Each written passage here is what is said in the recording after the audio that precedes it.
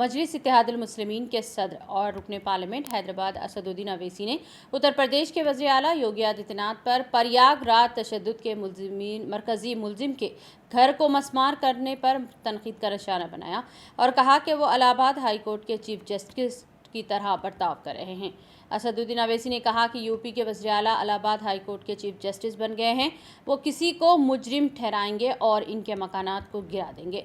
वाज़ेह है कि Prayagraj development authority ने पुलिस की मौजूदगी में इतवार को जावेद मोहम्मद के घर को मुनहदम कर दिया, जो जून 10 को हुए तशद्दुद के अहम मुलजिम थे।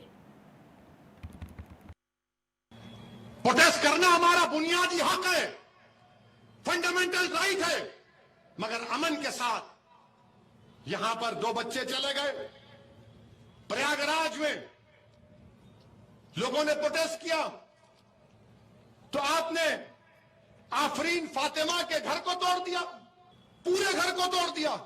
क्या कहा उत्तर प्रदेश की सरकार ने कि इसका बाप और ये जिम्मेदार है?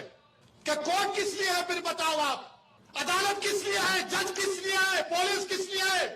अगर तुम तय कर लोगे 15 दिन से नुपुर शर्मा गिरफ्तार नहीं होती और हमारे खिलाफ जजमेंट दे दिया जाता है कि तुम मेन आदमी हो, तुम्हारे घर को तोड़ दिया जाएगा। महाराष्ट्र के ex chief minister Devendra Fadnavis की पत्नी ने ट्विटर पर लिखा था, तुम तोड़ोगे घर जाकर फडणवीस का? हमारा घर तोड़ दिया तुमने। तुम कौन होते अगर उसने किया?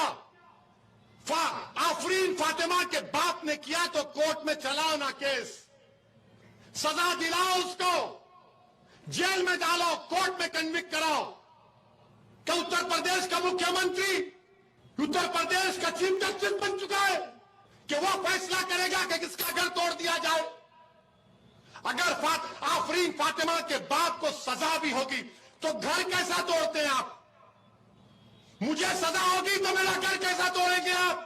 मुझे सजा होगी ना, मेरे घर को तो नहीं तोड़ा जा सकता। सारी दुनिया के सामने आपने उस बच्ची के घर को तोड़ा, बुलडोजर लगाकर तुमने आफरीन फातिमा के घर को नहीं तोड़ा, तुमने भारत के रूल ऑफ लॉ पर बुलडोजर चला दिया।